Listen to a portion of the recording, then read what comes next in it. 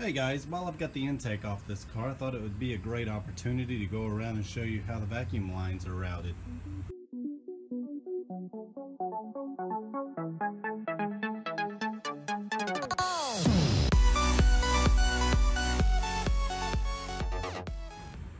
I have this 84944 here and I'm going to be showing you the vacuum routing. Be aware that not all cars are the same. They did make a few changes. You can see here that this car has an AAV, or an Auxilary Air Valve. It also has a Supplemental Air Valve. If you have a later car, you're not going to have these. You're going to have the ISV. But overall, for the most part, the routing is the same. If there are any differences, I'll try and bring them to your attention. And you can see here, this is the layout of the vacuum lines, and your car should have the sticker as well. All right, I'm going to start over here at the control valve, and you can see this hose here.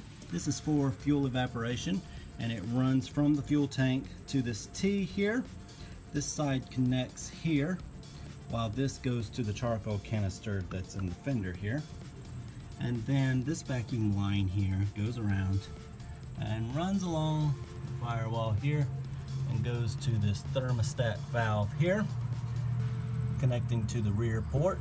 And then on the front port of that thermostat valve, you can see this line here that comes over, and that is going to connect to the first port on your intake. Next we have this hose here, and you can see that it runs down in front of the brake booster here, and then comes to this T where it will connect to the second port on your intake.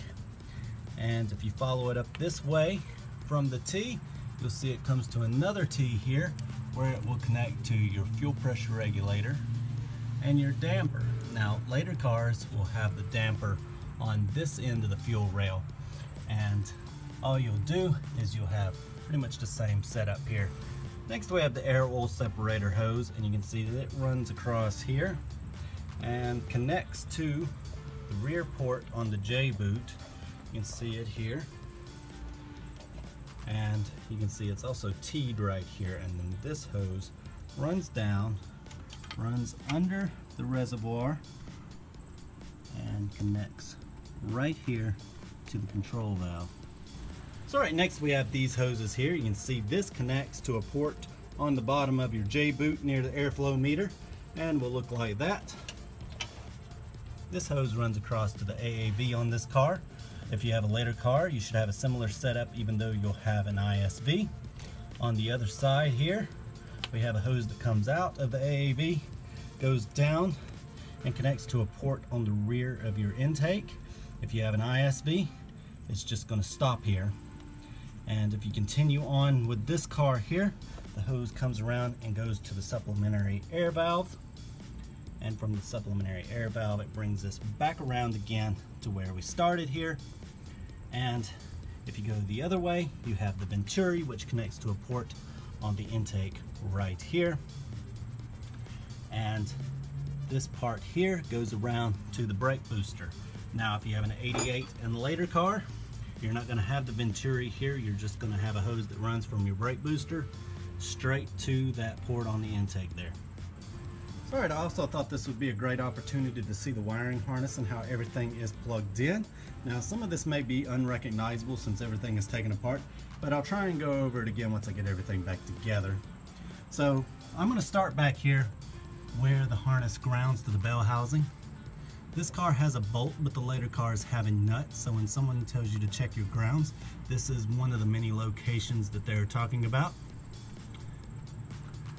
And then here we have speed and reference sensors, and again, it's kind of hard to figure out where I'm pointing the camera when things are taking apart, but hopefully you'll get the idea. Now we're back looking where the ground is again, and you can see the speed and reference sensors there. Now you can see that the wiring harness goes two ways. To the left we have the fuel injector harness, and then to the right here we have the main harness that comes up to the front of the engine. Now along the way, you have a wire that comes off that goes to your AAV in this case, or ISV. And then you have a small wire here that comes off, and that connects to your temperature sensor for the gauge. You can see this is a button style. And you have another little wire coming off that goes down to your fuel pressure sender here. And if you have a later car, then you'll have the oil level sensor running on that same little wire. So here we have 3 plugs coming out. This blue plug is for the DME temp sensor, this one here. And then we have 2 plugs here. This one here is for the throttle position switch and the airflow meter. So alright, I'm putting the intake on now, and the first thing you want to do is make sure you pull these hoses through here, so that way they don't end up clamped underneath your intake there. And before I put any bolts in it whatsoever, I like to lift the intake up and make sure that I get the hose that's underneath there. It gives me a little bit better access. Then I put the Venturi on here.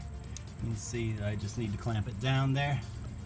And here are 2 ports up here on the front. This one comes from the thermostat valve.